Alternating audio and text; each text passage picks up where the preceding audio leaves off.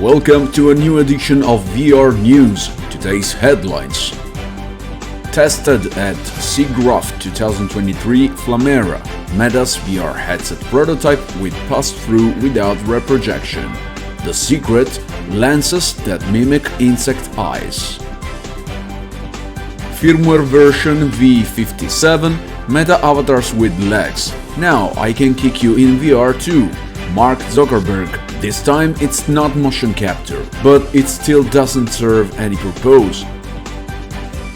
A clip in one of the latest firmware updates show Quest 3's depth sensor in action. Meta engineers, be careful, if you are petting something fur, it might not necessarily be a cute little animal in your living room.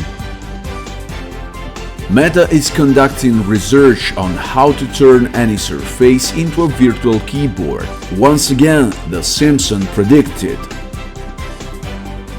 Behind the Frame VR is coming to Quest, PSVR 2 and PC VR in September, an adaptation of the flat adventure for major VR platforms. The Light Brigade is back with a new update that adds new classes and levels. Stay tuned for a quick gameplay showcase on the channel. September adds two big new games to Quest Plus. They are two great narrative adventures. Here's what they are. Swordsman arrives on Quest, the most realistic sword combat simulator ever, now in standalone version. Details in today's news. The release date of Vampire: The Masquerade Justice has been revealed, the first VR chapter of the Vampire saga that made history. Is coming soon to Quest and PSVR 2. In a few days, a new track for Walkabout mini-golf takes you to a world inspired by mythology and elves. Quest 3 falls victim to another leak. The date for the first shipment has appeared on Amazon. Mark Zuckerberg to his corporate security experts. Now, what the heck are we going to talk about at MetaConnect? Greetings folks, welcome back to this new edition of the best news of the week. As always, before we begin, let me thank my supporters of the week, Christian, Roberto and Loris. Thank you for your contribution and generosity. And this week I have an important announcement to make. And it concerns about the opening of a contest that starts practically now and will end during the holiday season. I want to give you a gift to thank you for the support you've given to me and to give away game keys that I've collected throughout this year. I won't reveal the game just yet. Just know that I will provide keys to the most loyal and active users, not just to those who have been with me from the start, but also to those who from this moment forward demonstrate more activity on the channel with views, likes, sharings, subscribes and comments. In short, if by Christmas the channel's numbers see a significant boost and the number of subscribers reach 12,000, I will give away game keys. So if you want to know what these games are, keep following because periodically I'll reveal a few and then I will unveil them all when the event is about to end. So if you want to snag one of these keys, show that you know my channel and start right now by subscribing if you haven't already. Thank you very much. Now it's time for the news. Some times ago I talked to you about Flamera, one of the two Meta headset prototypes at SIGGRAPH 2023. By the way, do you remember what the other one was? Let me know in the comments. While the other prototype was created to demonstrate how future headset will work with retina resolution and varifocal lenses, Flamera instead shows a pass-through without reprojection, thanks to a special display system that uses innovative whole cake lenses. These are special faceted lenses that resemble insect eyes. According to those who have have tested it, Flamera seems to do its job very well and offer color pass-through without any distortion or delay in movements. However, it's clear that such system has been designed for specific, probably enterprise use. So one wonders, will we ever see on gaming headsets, maybe for AR experience close to realism? I cannot keep up with the pace at which meta headset firmware are released. I can't even update the headset, and a new update with new feature or small changes is already being released. I just released the V56, which, by the way, didn't add the ability to do live stream on Facebook. And now update V56 has been released, which at this point only for some chosen or random users add legs to meta avatars. These remind me of the embarrassing moment Zuckerberg had during the last Meta Connect, when in that horrible presentation he appeared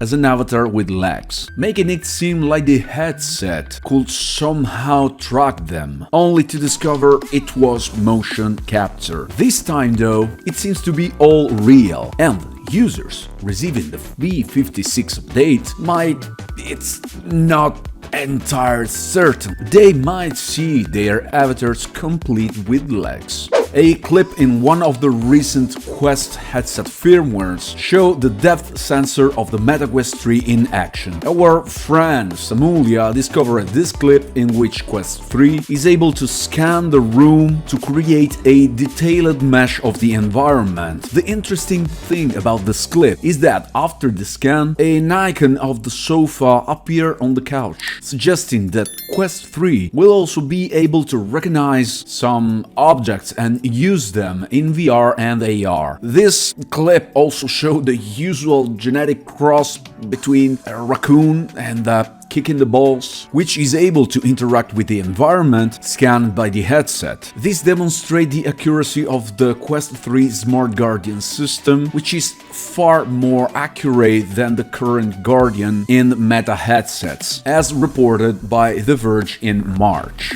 Well, knocking on the table like Commissioner Winchester used to do has always been one of the most used memes. Even I, when I find stupid comments under my videos, I take note on my invisible typewriter. Now, thanks to Meta, all this could become a reality. Oh my god. And this means that I could really take note of your idiotic comments. Anyway, from the videos shown, it seems that the system is already working, and it appeared to do what it promised, especially based on the number of words per minute that Zuckerberg was able to type on this virtual keyboard, since an average person with opposite thumbs can type about 40 words, while professional typists can reach up to 120 words per minute. Obviously, it's an experimental feature. It's not yet released, but who knows? Maybe on Quest 3, with its depth sensor, we will be able to enjoy this special ability and type on our tables. From tech, let's move on to games. Behind the Frame is a narrative graphic adventure released on Steam in 2021. It offers an original style with fantastic drawing and animations, puzzle to solve, and an emotional story about a girl's dreams and her relationship with her family. Well, if all this hasn't made you bored out of your mind and you feel your feminine side awaking, know that soon you will be able to admit to yourself that you like to paint by playing Behind the Frame in VR, coming out on September 14th on Steam VR, Quest and PSVR 2. There is a roguelike shooter that surely ranks among the best games of 2023, and it's The Light Brigade, of which you can watch my review of it if you missed. In these days, I had the reason to play it again because a free update called Memories of War has been released, adding new contents like 2 classes, engineers and breachers, new weapons and new handcraft levels. There is also a mini-game at the shooting range, game balancing has been adjusted, and there are dozens of power-ups and new items. The update is already available for Quest, PC VR and PSVR 2 version of the game, stay tuned to see it in detail in an upcoming gameplay in this channel.